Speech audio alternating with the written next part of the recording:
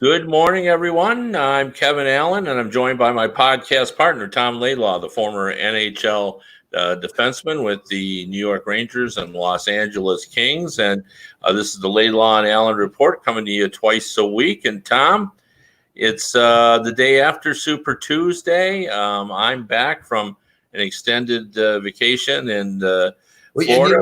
Move on a sec, too. You look like happier, like you've been to some happy place or something like that. Yeah. It must have been the baseball games I went to. No, that wasn't it. It was Disney World. I went with my Disney World. Oh. And I ended up 3 days. I was supposed to be there 4 days, but we got word from my daughter's boyfriend that he was going to propose, and she lives in South Carolina, and he threw her, after proposing, a surprise engagement and gave us a heads up, and so we could get there for the party. So we missed day 4 of Disney World. But what I will tell you is I realize how old I am by going to Disney World, because in today's world, they tell you, your phone tells you how many steps you take. Yeah. And in the first 3 days, we walked 20 miles.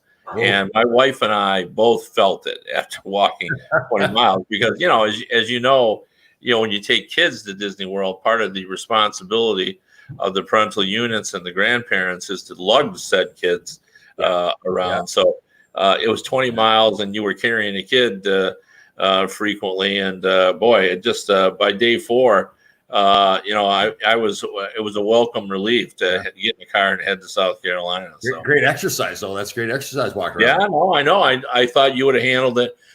You would have said, carrying a 30-pound child. Oh, that's nothing. That's just that's great. That's good.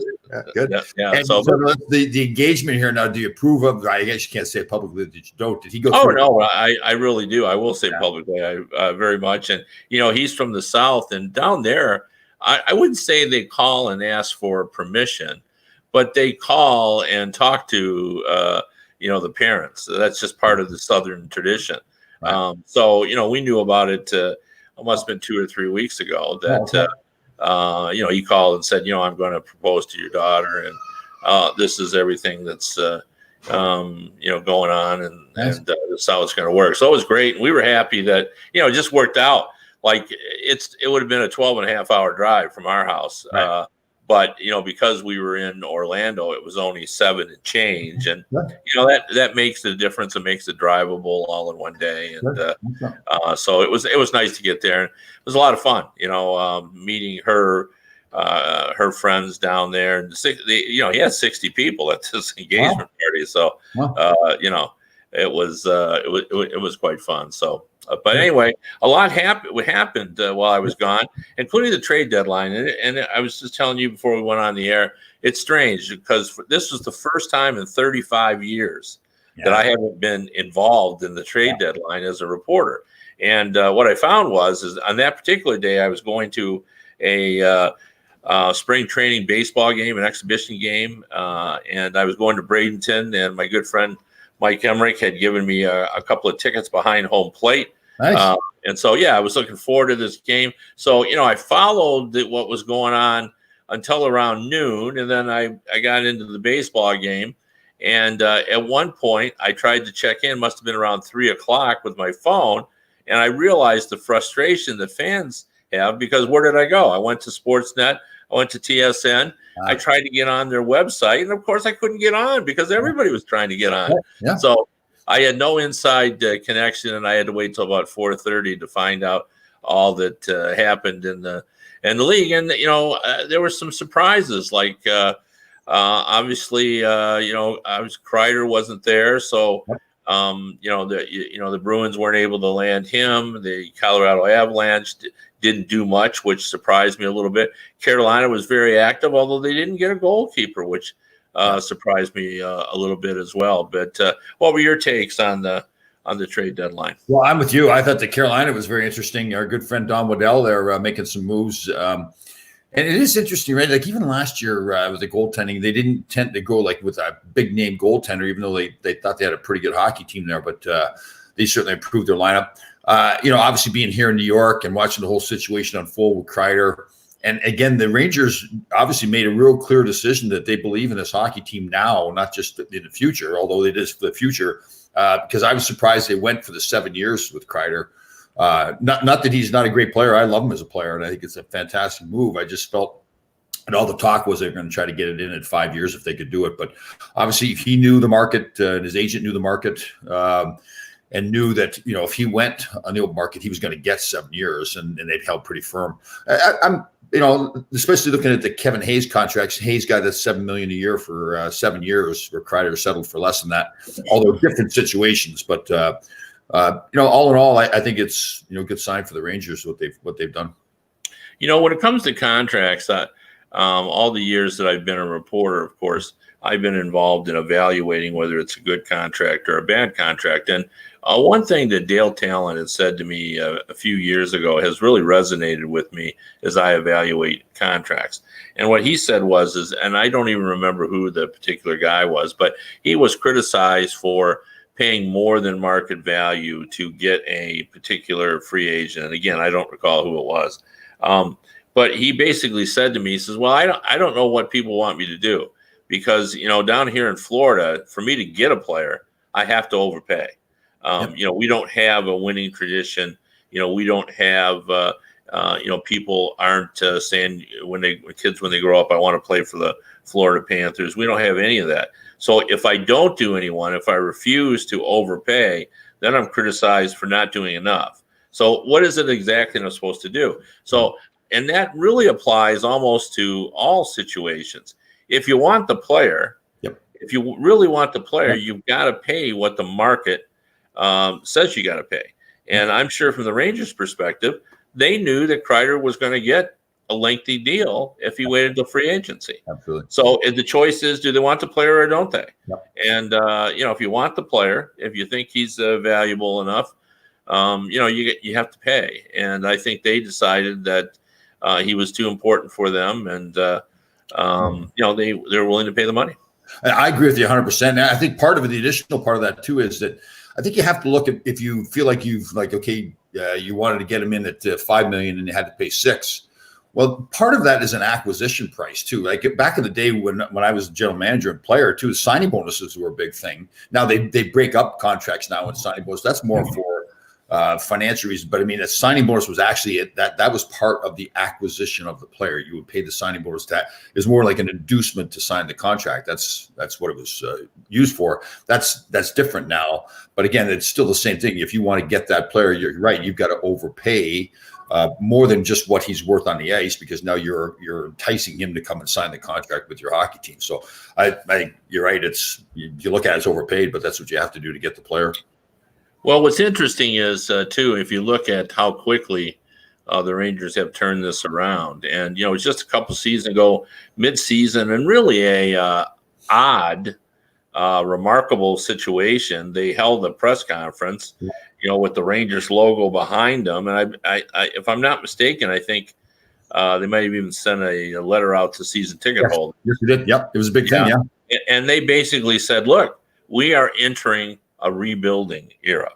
And we feel that even though at the time they were competing for a playoff spot, as I recall, they were in it. They weren't contenders, but they could still had an opportunity to make the playoffs. And they said, that's not good enough if you're the New York Rangers. We're going to rebuild and we're going to become a contender. Now, here we are a couple of years later, and of course, they look like they're well ahead. Now let's contrast that to the Red Wings, who are a mess. Steve Yzerman took over from Ken Holland, and he's saying, be patient, fans, because this is going to take a while. Yeah. And they're the worst team in the league now.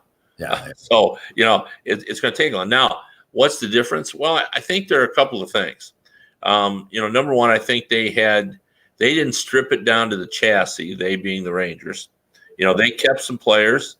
They had some decent, players that were, that they didn't move out. They kept Henrik Lundqvist, which kept them a little more competitive. They got lucky on the draft lottery and got our good friend Kakko. Yep. And but here's the other thing. When most teams enter rebuilding, they have zero chance of attracting a free agent. Yep. Now, the New York Rangers are not every other team. Yeah. The New York Rangers are a major metropolitan area team. You go to New York, you're going to create ancillary revenue.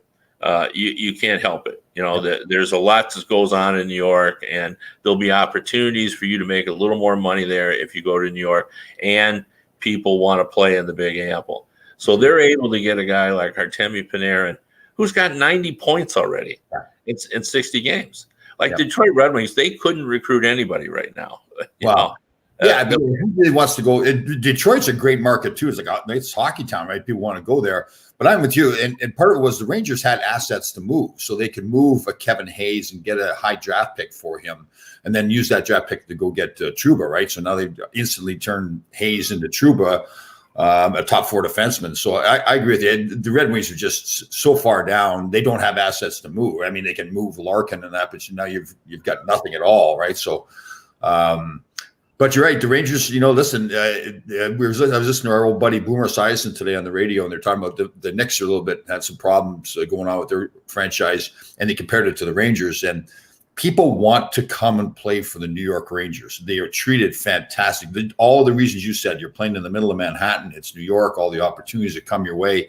But the organization treats the players fantastic.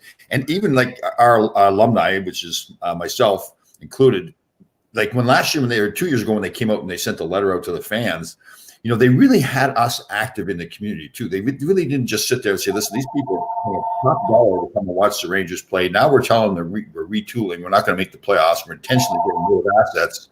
So they went out and they had the alumni really active in the community. It was, the Rangers are a first-class organization. You're right. And it's showing now how quickly they've turned things around.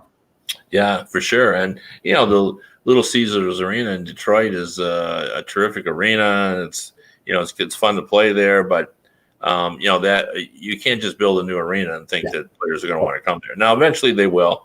One attraction they do have, the Red Wings, is they got Steve Yzerman. Yep. And I think players do, want to be part and kind of hope his aura kind of rubs off on them. So, and players will want to go there. I remember I had Dallas Drake as a client of mine when I was in the agent business, and he was let go by St. Louis, and really just had maybe one more year left in him to play. And he told me, he said, like, we use the exact language you use when he says, Tom, get me to Detroit and don't screw it up.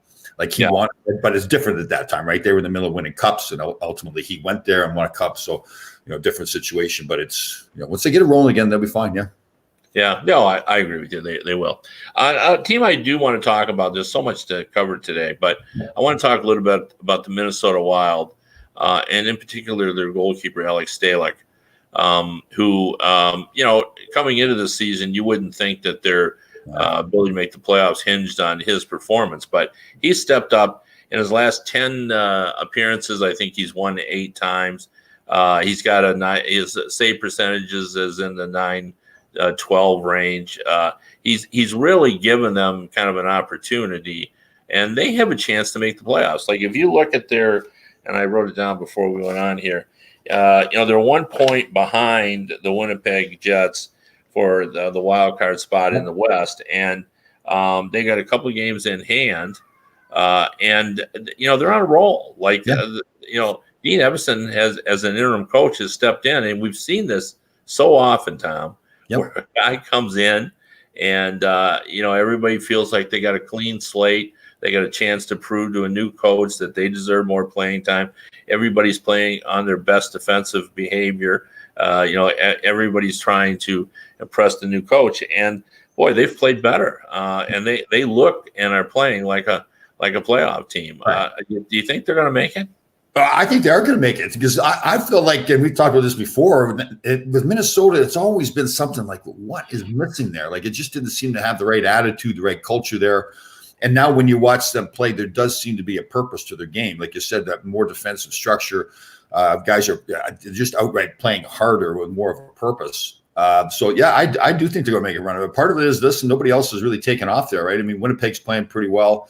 Vancouver's coming back to the pack a little bit, and they beat, Minnesota beat Nashville last night. So, I mean, when I look at Nashville, like, geez, guys, come on. With that lineup you've got, you can't do better than that. But, I think Minnesota will make it. I think it's a great story. And they're the kind of team that they get in the playoffs, could take a real serious run at things, too.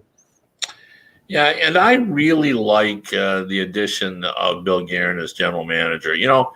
Hockey's a little unique in terms of the the role or the impression that fans have a team on a team is often reflective of a general manager. And in other sports, you don't see that. Like, a few baseball general managers, but it's the manager of the team that's the face of the team. And in football, it's the coach. Half the time, most of the time, you don't know who the general manager is of a football team. Same is true in the NBA. It's all about the coaches. Coaches in the NBA are big personalities. They're coaches. But in hockey, it's a little different. I mentioned Yzerman. For many, many years, Glenn Sather, everybody knew Glenn Sather. He was the king. And I think Bill Guerin has that kind of presence that I think it does rub off a little bit on the players. Not everybody kind of knows his history, but, this is a guy, he and Keith Tkachuk, when they came out in the 90s, they sort of changed the perspective of American hockey. Because in the past, America had good players in international competition, but what they were missing was a little grit and a little toughness, particularly in the corner. And when Keith Tkachuk and Bill Guerin came along and joined that American program, suddenly it got braver. And when they played, you think about the World Cup, and look, take nothing away from all the stars that were on that team, Brian Leetch, and Chris Chelios, and Mike Richter in goal. I mean, it was a team effort. But I thought the big difference that it was the ability, they being Canada had, Eric Lindros. We all know he wore the black hat. He was big, he was strong, he was tough. But America had Bill Guerin and Keith Tkachuk.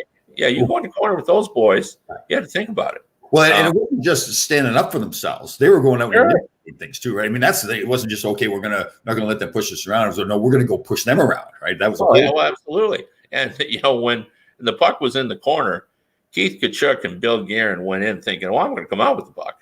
I mean, they never even entertained the possibility that wouldn't happen. So, that's the kind of guy that Bill Guerin is. And I think that helps a little. I don't think it helps a lot, but I'm going to say a lot. I love that attitude. You're totally right. I agree. Yeah. I mean, and I think they all know what Bill Guerin stands for. I think everyone understands what a leader he's been.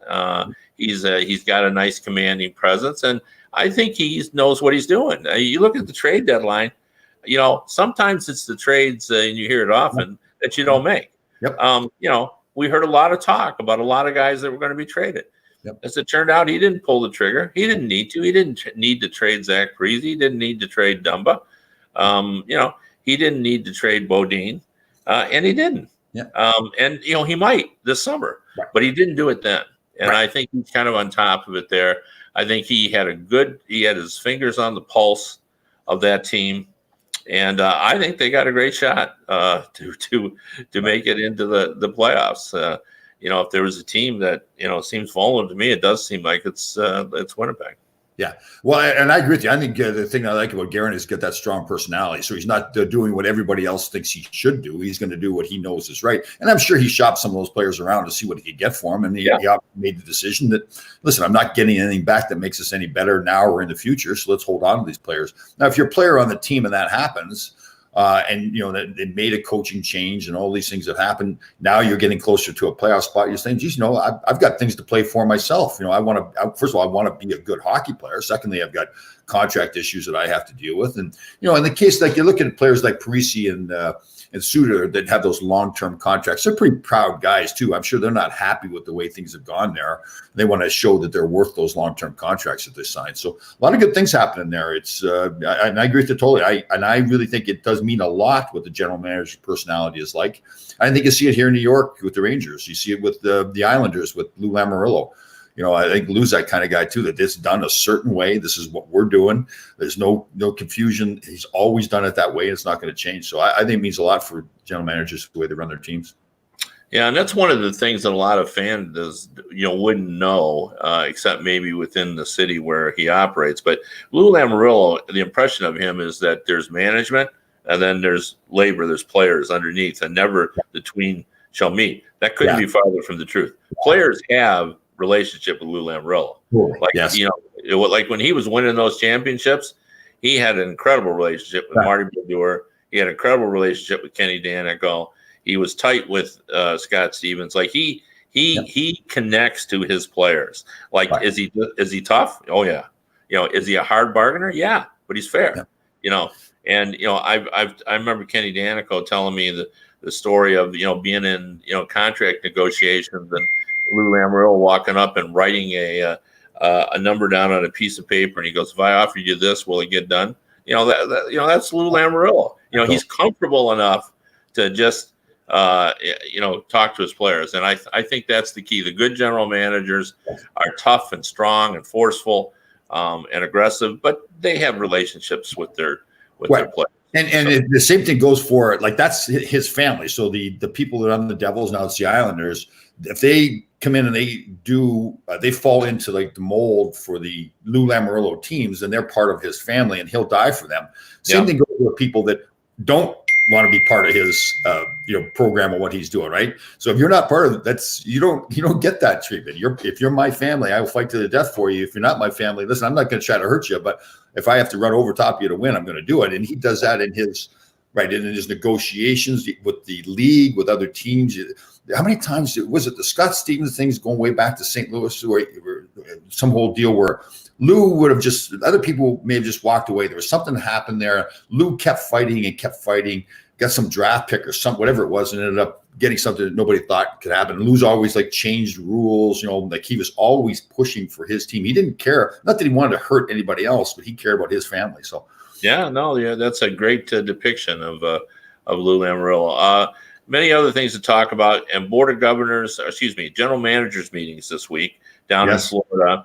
And some interesting things. Obviously, while I was gone, there was a lot of discussion about the 42-year-old goalie that came in and played, and there was discussion about should they change that rule, that should we end up having an important game? Nonsense. Yeah, I'm with you on that. So. Yeah. Well, especially after all the news came out, that there's a whole application process. Wasn't there like 120 some names have been applied to for the league? And it wasn't just like they just pulled some name out of a hat. They had to apply. There's a certain standard that they had to come up with to have level of play. And I think to myself too, it's like, it's happened twice. It happened to Chicago a few years ago, and it's happened twice in 50 years or something like that. Well, so, it's 5,000 games. Yeah. So I mean, now and both times were great stories. Ayers, being all over TV and everything, the great story, and he and his wife on Twitter and all that stuff. It ended up being a fantastic story for the league. I see the point that if it's like at some point it's really any time during the year where some goaltender comes in and is just awful and gets lit up, and now that affects a playoff race or something. But you know what, though? Then play better. Like, part of the reason Ayers did so well is because Carolina played fantastic. I mean, everybody's talked about that, and Don Waddell was quoted as saying that's probably the best period, that third period of that game, that he ever saw his team play defensively. They just shut Toronto down. So to me, I think it was a fantastic story. I'm glad they didn't change anything either. How about the new puck they've got coming out too? Yeah, I mean I think everybody's been sort of waiting for that, haven't they? I mean, that we're going to be able to have technology that will eventually. Why? And I love the league, so I'm going to be a little negative here. Why are you coming out and going to start it in the playoffs? Well, it's a good question. I don't know, but that's a fair question. Although the bigger thing is, and I do want to get back to that, but I'm going to forget if I don't bring it up now. Yeah. The new offside rule. Oh yeah. That's something I think was long in coming. It was in play the minute we put this rule in. Yeah. And that is the rule is it's been for 3 years since it was instituted is that the offside was determined by making sure that rear foot was actually on the line. So if it was in the air, that it wasn't good enough. Yep. And now what they want to change it to is that if you break the plane of the blue line with your skate, even if it's above, you're not on the ice, your skate is above, that's good enough. And that would have changed this season 14 goals. And, we want more goals. Yeah, totally. So why haven't we done that before? Now, is it going to be perfect? Well, no, because, we're not going to be able to see clearly on some cases. Right. It's just going to be the replays aren't going to allow us to know whether we have the right perspective on it. But I think this was a rule change that was long coming. Common sense. Yeah. And I agree with you. There's still going to be those cases where, okay, the skate's in the air, but is it just on the edge of the line or is it not on the edge of the line? Although that's still going to happen. But I'm with you. I'm not as much worried about more goals. I think the game is fantastic the way it's played now, even if there isn't more goals. But it seems like that is a big push to always try to create opportunities for more goals in the league. And they've done that. But yeah. It's kind of a boring this year, the board of governors meeting or the GM's meetings, right? They usually have more stuff going on down there. Yeah, but I mean, I think they've sort of, we've kind of got it. They've had probably for the last decade, they've had the push to sort of bring the game into the 21st century. I mean, you don't want to be the sport that's still playing the same way you did 50 years ago. So I think they sort of. Is there a problem the way it was 50 years ago, Kevin? Yeah, I mean, we weren't addressing headshots and stuff. Yeah. The game got faster. Yeah. We needed that sort of thing. I mean, the way the game was played 50 years ago was fine, but guys weren't skating 27 miles an hour and wearing suits of armor, and every guy in the league now is as fast as all get out. It takes us into one of the topics we want to discuss too. That Boychuk last night getting hit with a skate, and it seems more and more of that stuff where guys are getting hit by skates, and I wonder why. Now, what is that? And I've asked you this before, I think, but is that the scariest fear that players have? Is the skate? Yeah, it'd be the unknown there too, right? When the skate comes up and hits you in the face like that, and you're just okay. How badly am I hurt? Right? Like you see the blood coming down until you get inside and see it. Because you saw with Boychuk last night, he went down but got up right away, even before the trainer got to him and got off the ice. You can tell he's pretty scared. And I don't blame him. But it's like I watched that play too, and now it was his own. Well, I shouldn't say own fault. He was clearing out the front of the net, and he pushed the Montreal player forward. And when the player went forward, I guess he did it so violently. I didn't think it was that hard, but the Montreal player went face first into the ice, and his feet came up behind him. It was weird. It's one of those things I'm watching myself. I said, did that kind of stuff happen back when I played? And I just don't recall. Like, I'm trying to think of myself if I've gotten hit that way. Would my feet fly up in the air like that? Are these better athletes now, so they're more nimble for some reason, and that there's more danger? I just don't get that, because I just don't ever recall that kind of stuff happening in the past. All the skate injuries back when we played, but. Yeah, I mean, there were a few back then, and they were always scary. But what's the most stitches you ever took in the face? You know what? It was more. I don't think I ever took stitches from a skate cut. You know what? I get kicked more as a kid on the side of my ribs by somebody, and that actually we lived on the farm, and I didn't tell my parents because there's some reason I wanted to get home. I didn't want to go to the hospital, so I kicked it. It was probably like about 1.5 inch, 2 inch cut on my ribs. So we get home to the farm. So by the time we get home to the farm, that's a little bit of a drive to go back to the hospital. So I finally told my parents we got home, and they're like, why didn't you tell us already? So we actually brought out the old hockey tape and pulled it together and taped it together. It was my ribs. It wasn't like I was bleeding to death. There was really no cut, So God, now because got to get up in the morning and milk the cows. So to drive back into town to sit around the hospital and get stitches, we just figured. Did you get stitches the next day? No, we kept it like we had it all taped up. So. And it was more, I don't want to paint the wrong picture for my parents because they were fantastic, but it was more, I was like, there was some reason, I think I wanted to get home and watch something on TV or something. So I didn't want to tell my parents because I knew we'd have to go to the hospital. So I finally told them we got home. I said, come on, let's just tape it up. We'll tape it up. We'll be fine. So that's what we did on the farm back probably then. The original Batman with Adam West was probably what you wanted to see. Yeah, that's probably what. Yeah, for sure. One final thing here before we wrap it up. Austin Matthews, 46 goals now. It's really important to him. I get the impression from reading what he has to say to win the Rocket Richard. I think he obviously really wants to do that. And as part of all that, some of the boys on his team have embraced his mustache wearing.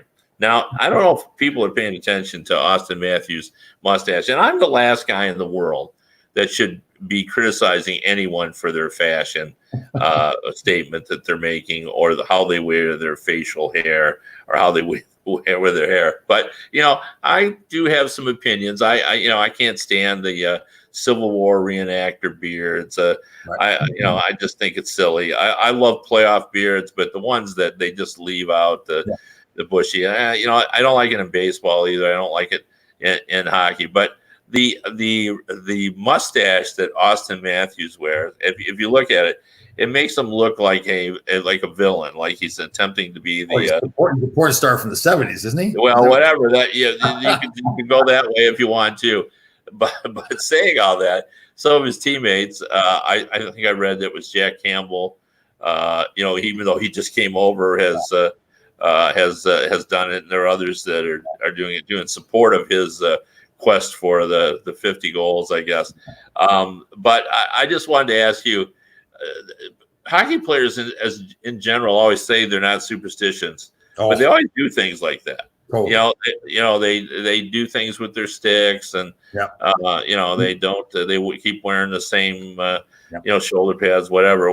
Give us what do you remember about guys being superstitious and things like this where you want to follow the. Well, really big things were like, you never touch, if you were playing in the NHL and you have not won the Stanley Cup, you never touch it. You never go near it.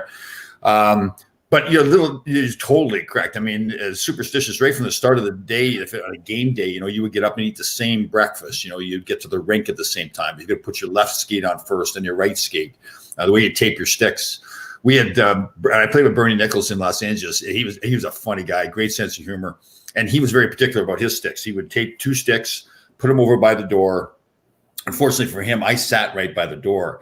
So he would do this early in preparation before the game, so the sticks would be sitting there waiting. So I'd wait, people would be moving around and everything, and I'd wait, and he had a black, I believe he had a black shaft on a stick, and I'd wait, and I'd get black tape, and I'd go tape the 2 sticks together.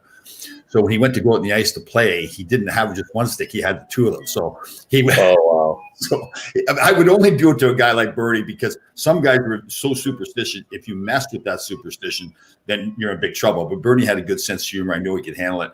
I did it for a long time, and nobody could figure out who had done it. The dates were all, and I tried not to do it every game or every period. Just mix it up every once in a while. And it was pretty funny watching it happen when you knew that you had done it. Then Bernie's mad. He's running around to the trainers to try to find a pair of scissors to cut the tape. Because he wants to be. I think he was like second guy to go out. So everybody's waiting now for Bernie to untie his sticks, and so those kind of things were pretty funny. Absolutely. And we'll leave it at that. Thanks for joining us on Laidlaw and Allen. I'm Alan. He's Laidlaw, and we'll be back next week. See you next week, guys.